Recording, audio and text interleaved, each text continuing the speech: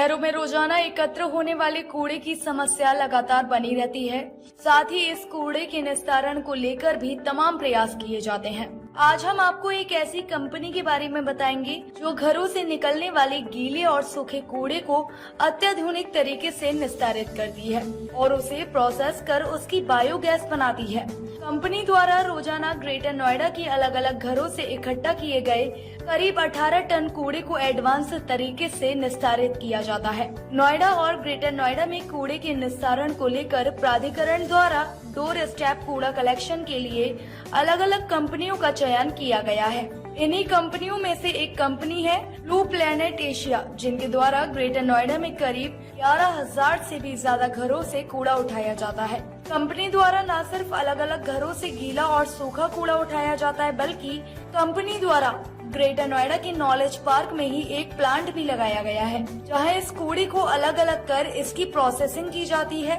और इसके बाद इस कूड़े से बायोगैस और अन्य प्रकार के ईंधन बनाए जाते हैं। ब्लू प्लेनेट एशिया के संस्थापक प्रशांत सिंह ने बताया कि यह रिसाइकल यूनिट अपने आप में अलग है। यहाँ पर पहले कूड़े को अलग अलग इलाकों से लाकर इकट्ठा किया जाता है और उसके बाद उन गुना को अलग अलग किया जाता है ताकि सूखा कूड़ा और गीला कूड़ा अलग हो सके। इसके बाद घर से निकलने वाले गीले कूड़े को अलग अलग तरीके से प्रक्रिया कर उसे पानी निकाला जाता है, जिसका इस्तेमाल प्लांट में होता है और बायोगैस भी बनाई जाती है, जिसका इस्तेमाल कूड़ा गाड़ियों को चलाने के लिए किया जाता है। साथ ही सूखे कूड़े जिसमें प्लास्टिक आदि तमाम सामान मौजूद रहता है, उसकी अलग तरीके से प्रोसेस कर अन्य ईंधन बनाए जाते हैं, जिससे प्लांट की अन्य मशीनें चलाई जाती हैं।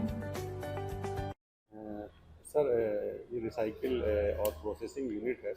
किस तरह से काम करती है और क्या क्या प्रोडक्ट इनके द्वारा बनाए जाते हैं रिसाइकिल करके?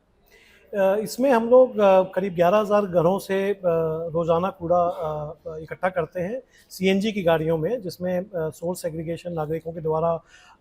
आता है थोड़ा बहुत, और उसको बाकी हमारे कर्मचारी खुद उसको सेग्रीगेट करके organic waste, dry waste, low value plastic waste, उनको अलग करके अलग अलग तकनीक यूज़ करके उसको फर्दर प्रोसेस और अपसाइकिल किया जाता है, जिससे कि ऑर्गेनिक वेस्ट से हम लोग बायोगैस बनाते हैं, जिसको उन्हीं गाड़ियों में इस्तेमाल किया जाता है जो अगले दिन कूड़ा कलेक्ट करने जाती हैं, जिससे एक सर्कुलर इकोनॉमी का एक सुदृढ़ एग्जाम्पल सेट होता है। जो प्लास्टिक है उससे हम लोग पॉलीफ्यूल बनाते हैं, जिसको इंडस्ट्रियल यूज़ में लिया जा सकता है, एलडीओ को रिप्लेस करने के लिए, केरोसिन को रिप्लेस करने के लिए, और बहुत सारे अदर और इस्तेमाल में लिया जा सकता है उसको। और जो बायोगैस के प्रोसेस से जो लिक्विड फर्टिलाइज़र निकलता है उसको डी वाटर करके एक सुदृढ़ क्वालिटी का एक